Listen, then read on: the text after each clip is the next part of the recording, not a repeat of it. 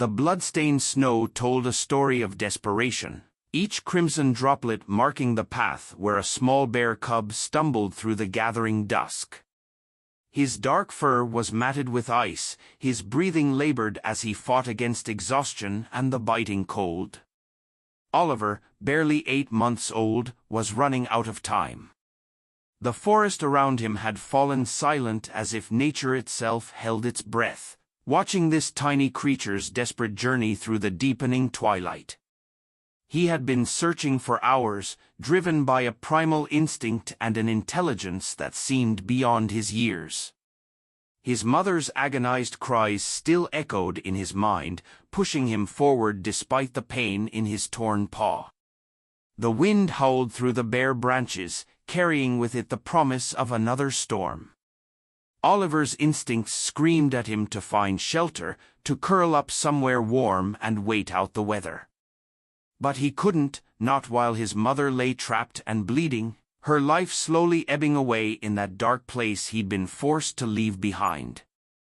He had to find help, had to bring someone back before it was too late.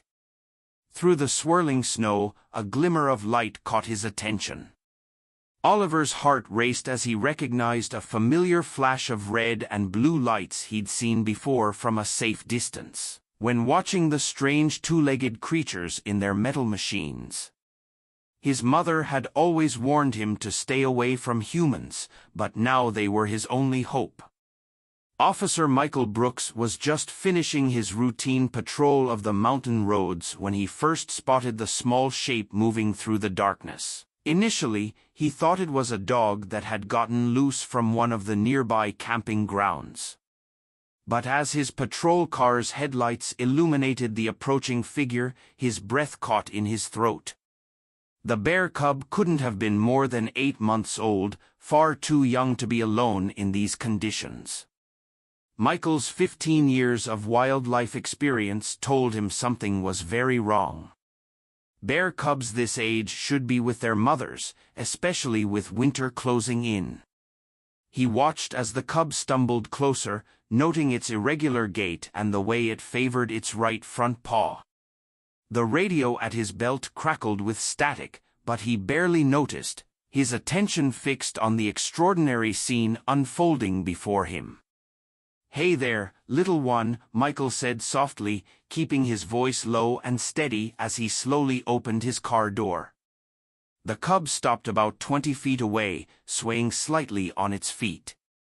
Blood stained the snow beneath its paw, but what struck Michael most were its eyes, deep brown pools filled with an intelligence and urgency that seemed almost human.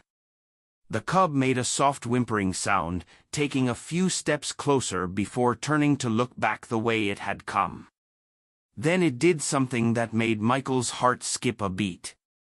It looked directly at him and let out a series of distressed vocalizations before taking another few steps and looking back again. Michael had seen this behavior before, but never from a wild animal. It reminded him of search and rescue dogs he'd worked with, the way they would guide handlers to people in distress. "You want me to follow you, don't you?" he whispered, hardly believing what he was seeing. The cub responded with another whimper, more urgent this time. Its eyes never left Michael's face as he slowly reached for his tranquilizer gun, standard equipment for wildlife officers in these mountains. But something made him hesitate. The cub wasn't showing any signs of aggression. If anything, it seemed desperate for his help. Making a decision that went against every protocol he'd learned, Michael left the tranquilizer in its holster. Instead, he grabbed his medical kit and an emergency pack from the trunk. The cub watched his every move, its body trembling from cold and exhaustion. But it didn't run. If anything, it seemed to grow more animated as it realized Michael was preparing to follow. "Dispatch, this is Officer Brooks," he spoke into his radio, keeping his eyes on the cub. "I'm at marker 47 on Mountain Pass Road. I've got a situation with an injured bear cub showing unusual behavior." I'm going to follow and investigate. We'll maintain radio contact. The response came back immediately, crackling with concern. Officer Brooks, please confirm you're following an injured bear cub. Do you need backup? Michael watched as the cub took a few more steps into the darkness, then turned back to look at him imploringly. Negative on immediate backup, he responded. But have wildlife rescue on standby. Something's not right here. This cub is trying to lead me somewhere, and I need to find out why. As he stepped away from his patrol car, the first heavy snowflakes began to fall. The wind had picked up, carrying with it the promise of the storm that had been threatening all day. The cub let out another soft cry, more urgent now, as if it understood that time was running out.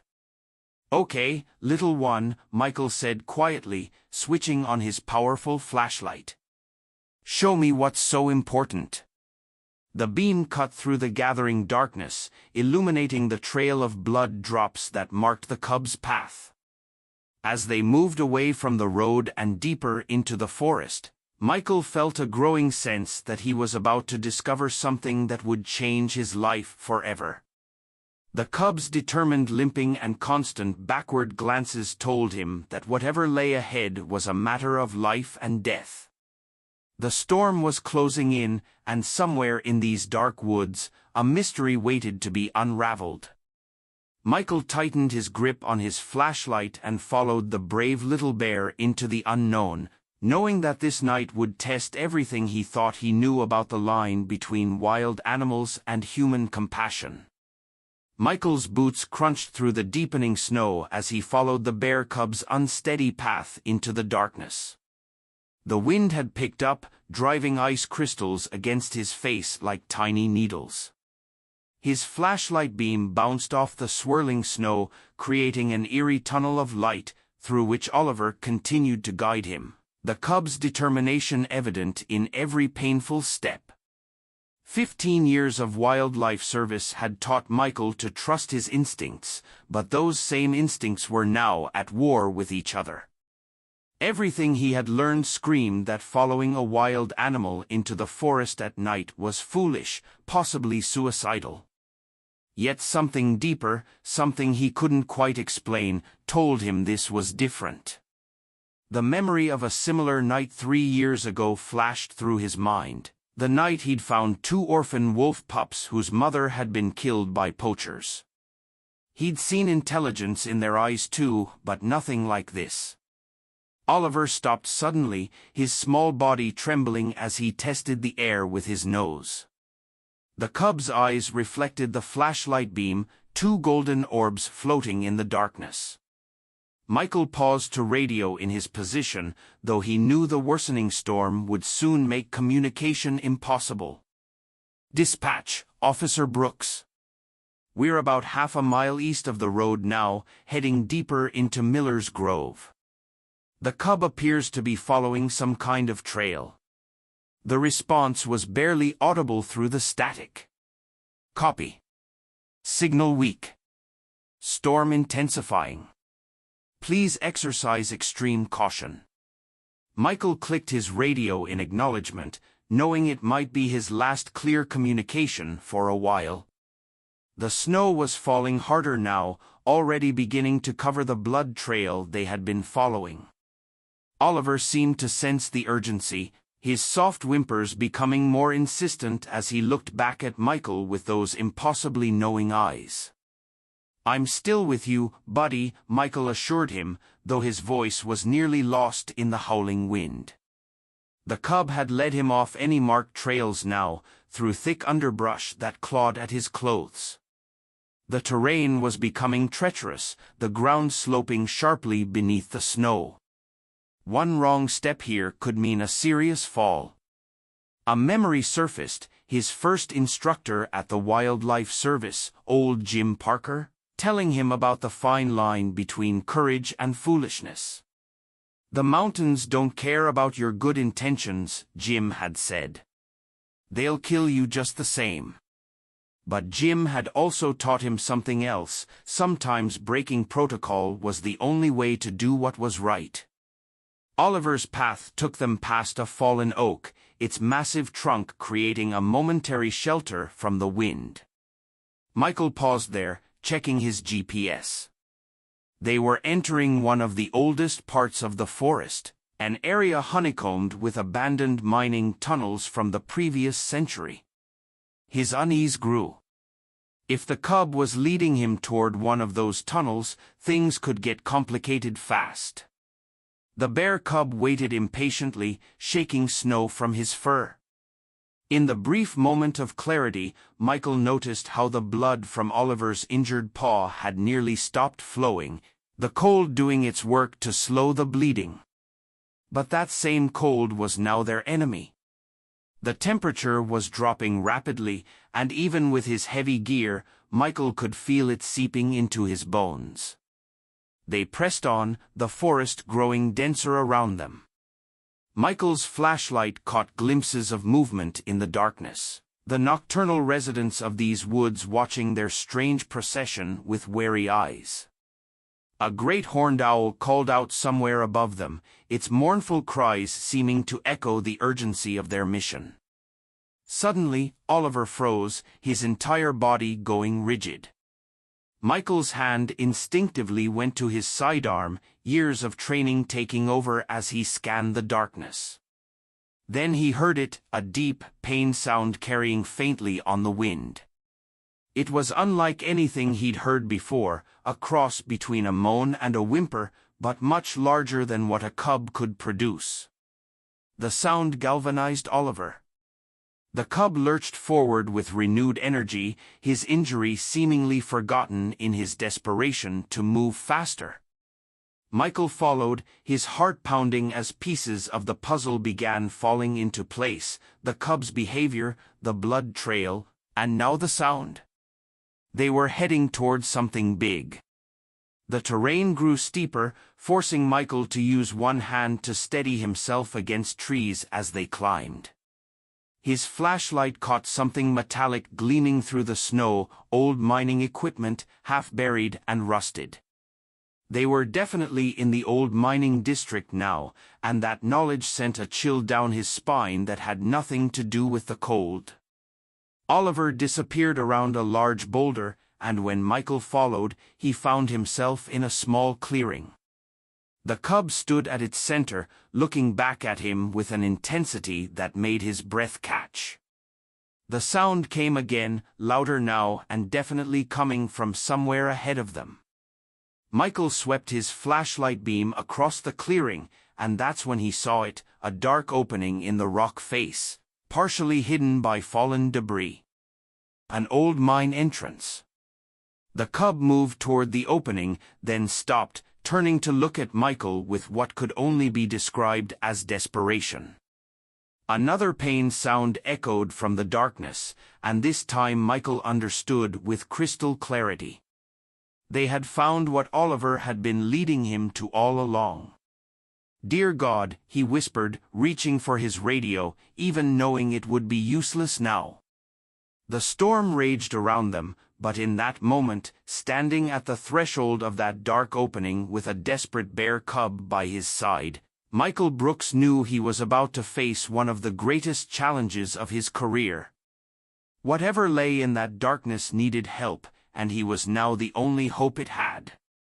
The wind howled through the trees like a living thing, and somewhere in the depths of the old mine, something answered its call with another mournful cry.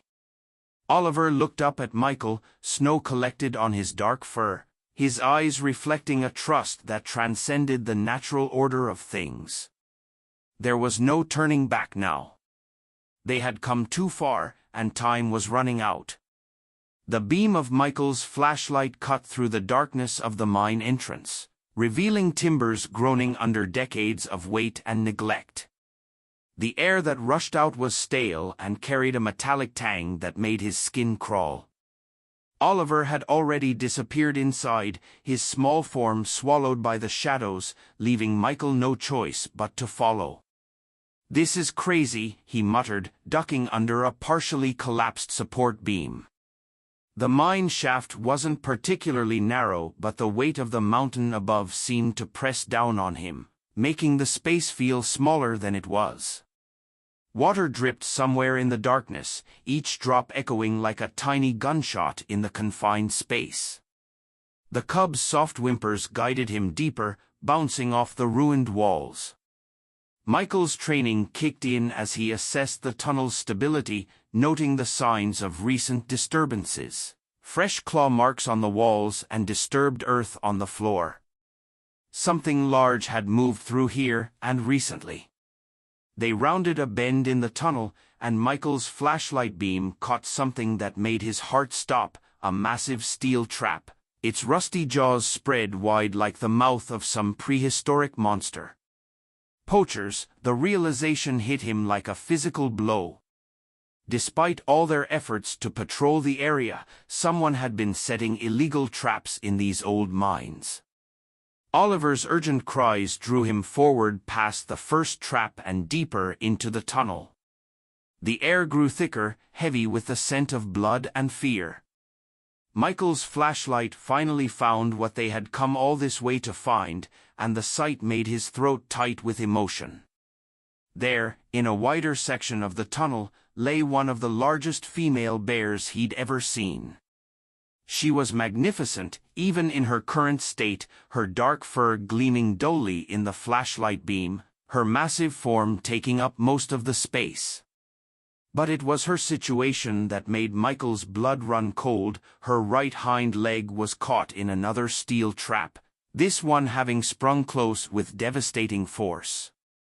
Blood had pooled around the injury, and her breathing was shallow and labored.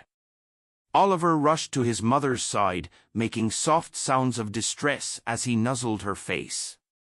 The large bear, whom Michael would later name Bella, lifted her head slightly at her cub's return, showing a glimmer of the immense strength that must normally reside in her powerful frame. Her eyes, when they met Michael's, held no fury or fear, only exhaustion and what seemed like resignation. "Oh, sweet girl," Michael breathed, his voice thick with emotion. "What have they done to you?" He keyed his radio, knowing it was futile but trying anyway. Nothing but static answered him. He was on his own, at least for now. Moving slowly, keeping his movements deliberate and non-threatening, Michael approached the trapped bear. Oliver watched him intently but made no aggressive moves, seeming to understand that this human meant no harm. Bella's eyes tracked him too, but she remained still, either too weak or too intelligent to waste energy on fear.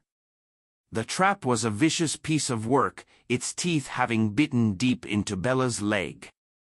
The amount of blood suggested she'd been struggling for hours before exhaustion won out. The fact that she was still alive spoke to her incredible will to survive, likely driven by her cub's presence. Michael set his pack down and began to assess the situation, speaking softly as he worked. "Okay, girl. We're going to get you out of this, but I need you to trust me, just like your brave little boy here does." He reached into his pack for his heavy gloves and tools, never taking his eyes off the injured bear. Releasing a bear from a trap was dangerous work under the best conditions. Doing it in a dark mine alone, with a storm raging outside, was about as far from ideal as it could get. But looking at Oliver's trusting face and Bella's quiet suffering, Michael knew he had no choice. The trap's mechanism was simple but brutal, a powerful spring driving steel jaws together. Releasing it would require significant force, and the risk was that Bella might panic when freed. Despite her current weakness, in the confined space of the mine, that could be fatal for all of them. "Easy now," Michael murmured, positioning himself by the trap. He pulled out the special tools he carried for exactly this purpose, heavy-duty springs designed to force the trap's jaws apart.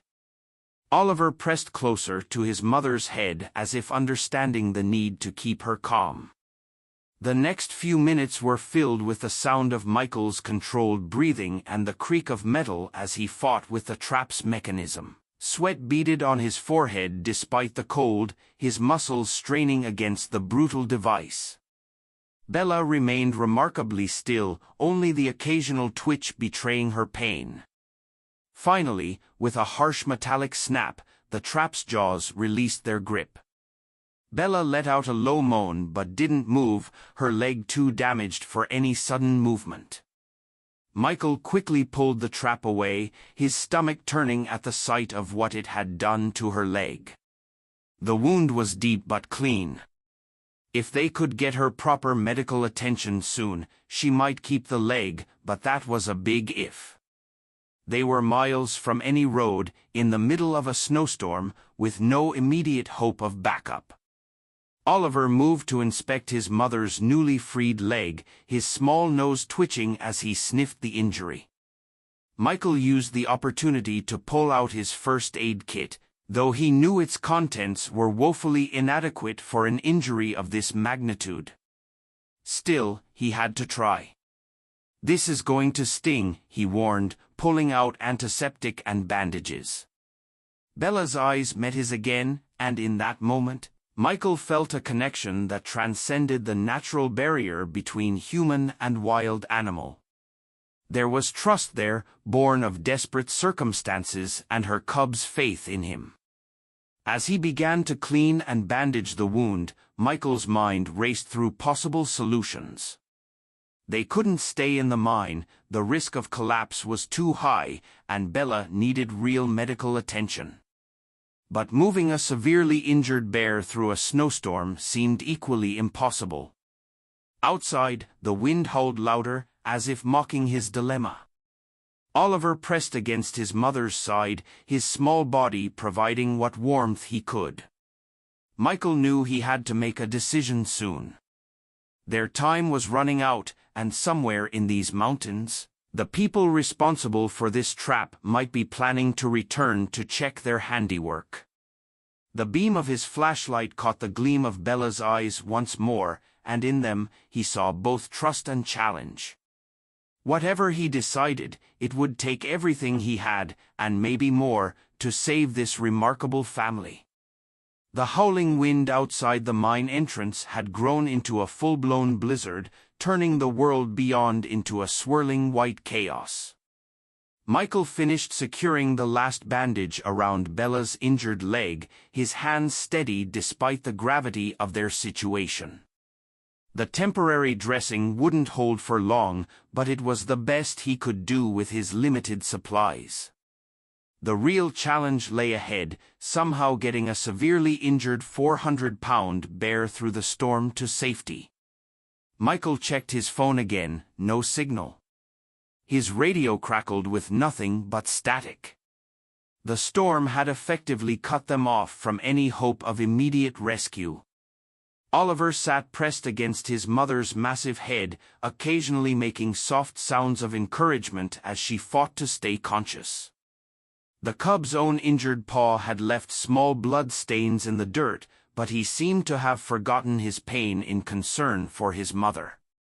"We can't stay here," Michael said aloud, more to himself than his companions. The old mine's supports creaked ominously above them, and the air was growing colder by the minute. If they didn't move soon, hypothermia would become as much of a threat as Bella's injury. But moving an injured bear through a blizzard seemed like an impossible task.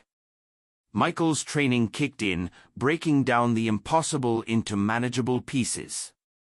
First, they needed something to help move Bella. His flashlight beam swept the mine tunnel, catching a glimpse of abandoned mining equipment. There, half buried under decades of debris, he spotted what looked like an old or cart platform. It wasn't ideal, but with some modification, it might work as a makeshift sled. Working quickly, Michael cleared the platform and used rope from his pack to create a crude harness system. The metal was rusted but still solid, its flat surface large enough to support Bella's weight. The real question was whether they could get her onto it. "Okay, girl," he said softly, approaching Bella's head. "This is going to hurt, but it's our only chance." Her dark eyes met his, showing an intelligence that still amazed him. Oliver watched intently as Michael began positioning the platform next to his mother's massive form. The next 30 minutes were a symphony of grunts, careful movements, and barely suppressed pain.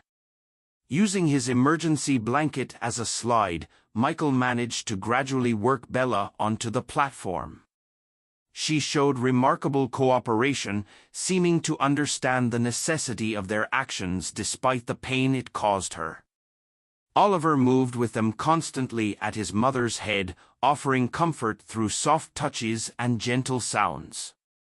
By the time they had Bella secured to the platform, Michael was drenched in sweat despite the cold. His muscles trembled from the effort, but they couldn't afford to rest. The storm was getting worse, and they had a treacherous journey ahead of them. "Dispatch, this is Officer Brooks," he tried one last time on his radio. "I'm attempting to transport an injured adult female bear from the old Miller's mine. If anyone copies, we're heading for the East Access Road." Only static answered him, but he had to believe someone would be looking for them by now. The journey out of the mine was slow and dangerous. Michael had to carefully maneuver the makeshift sled through the narrow passages, using his own body as a brake on the steeper sections. Oliver followed closely, occasionally looking back as if to ensure they were still on the right path. The cubs' earlier fatigue seemed forgotten in the urgency of their mission. When they finally emerged from the mine, the full force of the storm hit them like a physical wall. The wind drove snow and ice horizontally through the air, reducing visibility to mere feet. Michael's flashlight beam was almost useless, swallowed by the swirling white. The temperature had dropped dramatically, and he could feel the cold trying to work its way through his heavy jacket. "Stay close, Oliver," he called out, though his voice was nearly lost in the wind. The cub pressed against his leg in response, providing an anchor point in the whiteout conditions. Together, they began the arduous task of pulling Bella through the storm. Every step was a battle against both the elements and exhaustion. The makeshift sled moved reluctantly through the deepening snow, its metal runners catching on hidden obstacles. Michael's muscles screamed in protest as he leaned into the harness he'd fashioned, pulling with everything he had. Bella remained remarkably still on the platform, though occasional whimpers of pain escaped her when they hit particularly rough patches. Time became meaningless in the white void of the storm. Michael focused only on putting one foot in front of the other, using his GPS unit to maintain their general direction toward the road. Oliver stayed with them, sometimes leading the way, sometimes pressing against his mother's form on the sled as if lending his strength to their desperate journey. An hour into their trek, disaster struck. The sled hit a hidden log beneath the snow, jerking violently to one side. Michael heard the crack of breaking metal before he felt the platform shift. One of the runners had snapped, turning their already difficult journey into an almost impossible one. "No, no, no," he muttered, dropping to his knees to examine the damage. The cold had made the old metal brittle, and the brake was clean. Without both runners, the sled would be almost impossible to pull through the deep snow. Oliver whined urgently, pressing against Michael's side. The cub's fur was caked with ice, his small body trembling from cold and exhaustion. Bella lifted her head slightly, her eyes reflecting the dim light of Michael's flashlight. In that moment, looking at these two remarkable animals who had trusted him with their lives, Michael felt a surge of determination. Pulling off his outer jacket, he wrapped it around the broken runner, creating a makeshift ski from the tough fabric. It wouldn't last long, but it might buy them enough time to reach help. The cold immediately bit through his remaining layers, but he ignored it. They were all in this together now. "We're not giving up," he told his companions, his voice hoarse from the cold. "Not when we've come this far." Oliver made a soft sound of agreement, and together they resumed their journey through the heart of the storm. Somewhere ahead lay safety and help, if they could just hold on long enough to reach it. The wind continued to howl around them, and the snow fell ever thicker. But in that moment, their small group moved forward as one, driven by determination, desperation, and a bond that had formed in the darkest of circumstances. The night was far from over, and their greatest challenges still lay ahead. The storm seemed to be intensifying, if that was even possible, as Michael fought to maintain their course through the blinding snow. His GPS was their only reliable guide now, its small screen showing they were less than a mile from the main road. But in these conditions, that mile might as well have been 100. His makeshift repair on the sled runner was failing, the jacket now torn and barely holding the metal pieces together. Bella's breathing had become more labored, each exhale creating small clouds in the freezing air. The bandages around her leg were soaked through, whether from blood or snow, Michael couldn't tell anymore. Oliver stayed close to his mother, occasionally nuzzling her face when her eyes started to drift closed, keeping her conscious through sheer determination. "Just a little further," Michael encouraged, though his own strength was failing. The cold had worked its way deep into his bones, and without his outer jacket, hypothermia was becoming a real concern. His hands were numb inside his gloves, and each breath felt like inhaling shards of ice. But he couldn't stop, not now, not when they were so close. A sudden gust of wind nearly knocked him off his feet, sending him stumbling against a tree. The impact jarred his shoulder painfully, but it also triggered a memory. These trees, he knew them. They were near the old ranger station, a small outpost that had been abandoned years ago when budget cuts forced the department to consolidate their operations. "Change of plans," he muttered, adjusting their course slightly. The station wouldn't have medical supplies, but it would offer shelter from the storm until help could reach them, if it was still standing at all. Oliver seemed to sense the change in their direction, looking up at Michael, questioning. "Trust me, buddy," he said, reaching down to briefly touch the cub's ice-covered fur. "Just one more push." The next 20 minutes were a blur of exhaustion and determination. Michael's world narrowed to the small circle of visibility his flashlight provided and the constant pull of the sled behind him. His muscles burned with fatigue, but he forced himself to keep moving, knowing that stopping now would mean death for all of them. Then, through the curtain of snow, a dark shape emerged. The old ranger station stood like a sentinel in the storm, its weather-beaten walls a promise of sanctuary. Michael's relief was short-lived, however, as he realized their greatest challenge still lay ahead. Getting Bella inside. The station's door was frozen shut, requiring all of Michael's remaining strength to force it open. The interior was cold and musty but blessedly free from the howling wind. His flashlight beam revealed old furniture covered in dust, including a large wooden table that would have to serve as their examination space. "Okay, girl," Michael said, turning to Bella. "One last move, I promise." He positioned the sled as close to the table as possible, then began the painstaking process of trying to move a severely injured bear onto a stable surface. Oliver watched anxiously, making soft sounds of encouragement to his mother. It took every ounce of strength Michael had left, but somehow they managed it. Bella now lay on the table, her massive form making the old wood creak ominously. The light from Michael's flashlight revealed the full extent of her injury. The bandages were completely soaked through, and her leg was swollen to nearly twice its normal size. Working quickly, Michael pulled out his remaining medical supplies. It wasn't much, but it would have to do until help arrived.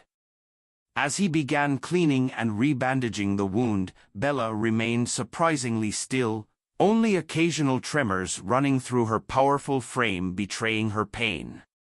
Oliver had found an old blanket in a corner and was attempting to drag it toward them. Michael smiled despite their dire situation. The cub's determination to help was touching. He helped Oliver spread the blanket over his mother, knowing that keeping her warm was crucial now. Using the station's old radio equipment would be useless in the storm, but Michael kept trying his department radio, hoping that being stationary might help him find a signal. Between attempts, he worked to seal the drafty windows and door as best he could, using anything he could find to keep out the bitter cold. Hours passed like this, Michael moving between caring for Bella, trying to radio for help, and fighting to keep them all warm. Oliver never left his mother's side, his small body pressed against her neck, sharing what warmth he could. The bond between them was palpable, a reminder of why they had all fought so hard to get here. Just before dawn, when Michael's hope was starting to fade, his radio crackled to life. Through the static, he heard a familiar voice. "Officer Brooks, do you copy? We've got search teams near your last known coordinates." Michael's hands shook as he keyed the radio. "This is Brooks. We're at the old ranger station off Miller's Trail. Adult female bear with severe leg injury from an illegal trap, plus one cub.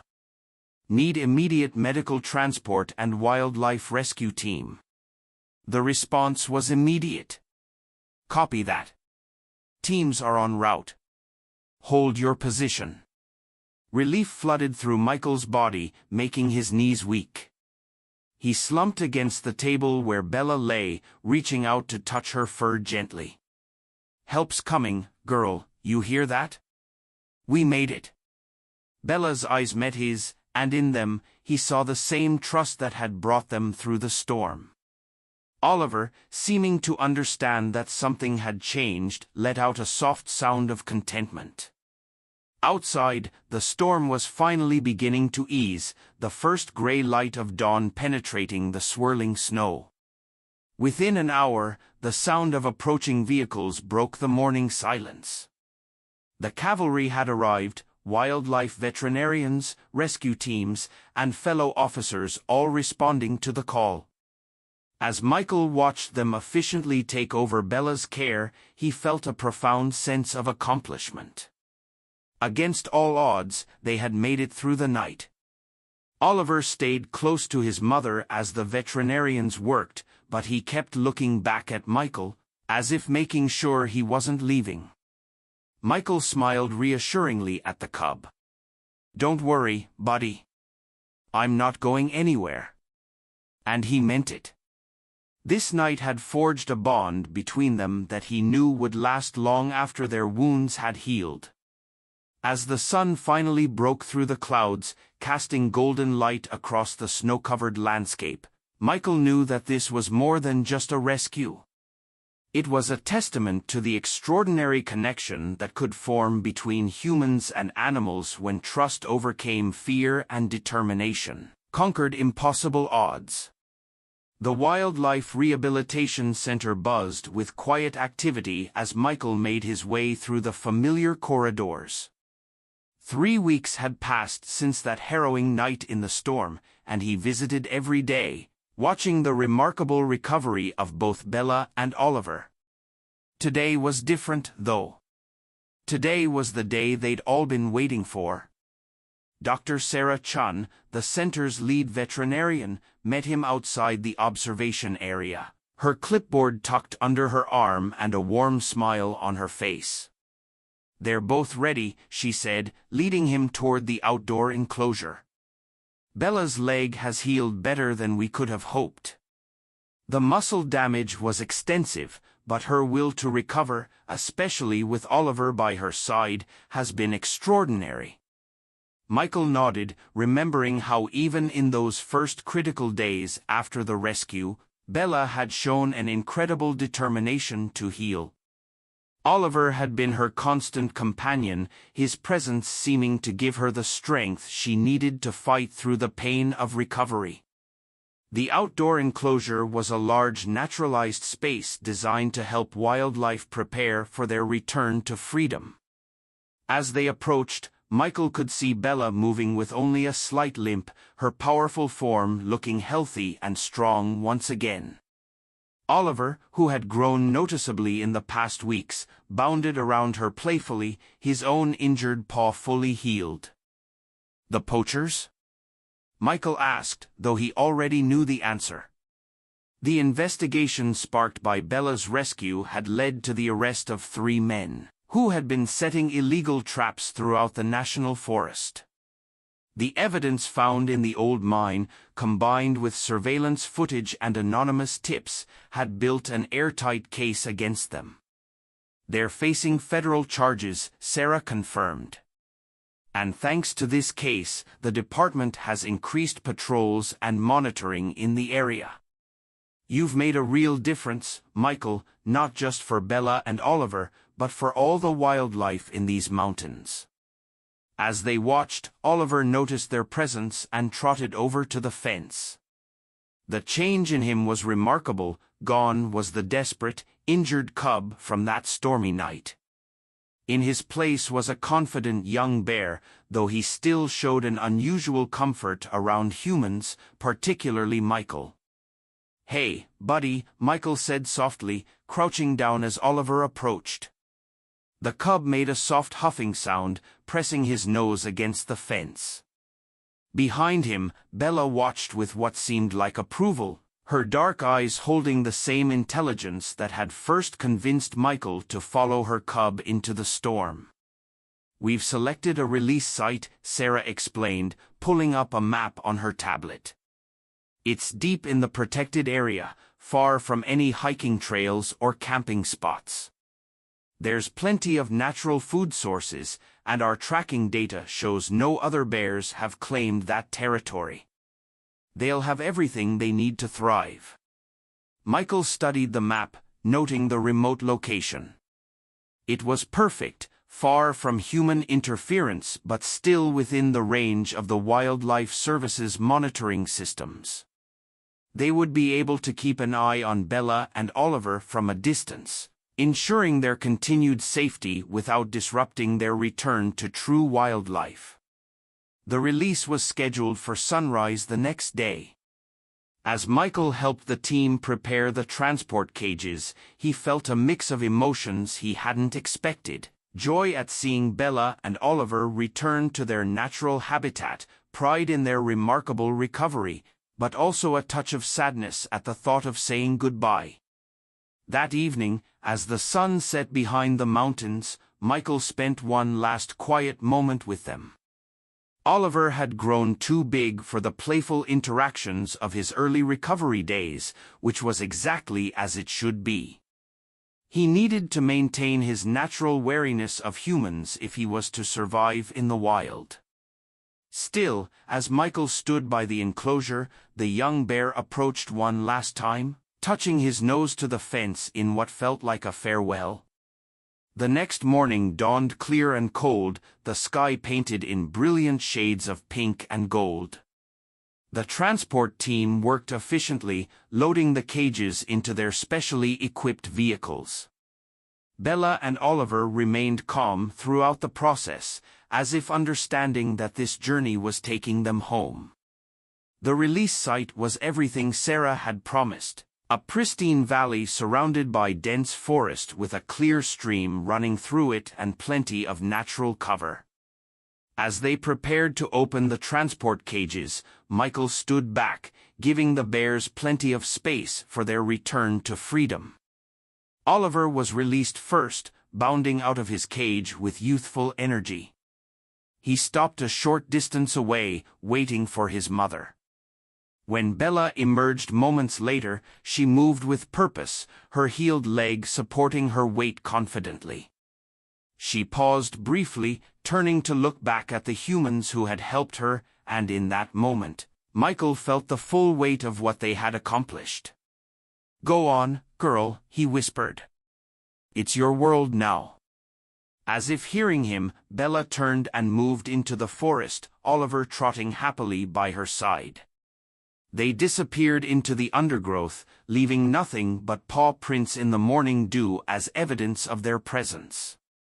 The team packed up their equipment in comfortable silence, each lost in their own thoughts about the remarkable journey they had witnessed. As they prepared to leave, Sarah handed Michael something, a small tracking device displaying 2 blinking dots moving steadily through the wilderness. "I thought you might want to keep an eye on them," she said with a knowing smile. "They're part of your family now, in a way." Michael accepted the device gratefully, watching the dots that represented Bella and Oliver making their way into their new territory. They would face challenges, as all wild creatures did, but they would face them together, their bond strengthened by everything they had overcome. As he drove back to the station that afternoon, Michael reflected on how a single moment of trust, a desperate bear cub seeking help on a stormy night, had led to such an extraordinary chain of events. The mountains rose around him, their peaks touching the clouds, and somewhere in those vast wild spaces, 2 bears were beginning their new life, carrying with them a story of courage, trust, and the remarkable connection that can form between humans and wildlife when compassion overcomes fear. The radio crackled with a new call, another animal in need of help. Michael smiled as he responded, ready for whatever challenge awaited. After all, every rescue was a chance to make a difference, to bridge the gap between the wild and human worlds, if only for a moment. And sometimes, those moments could change everything.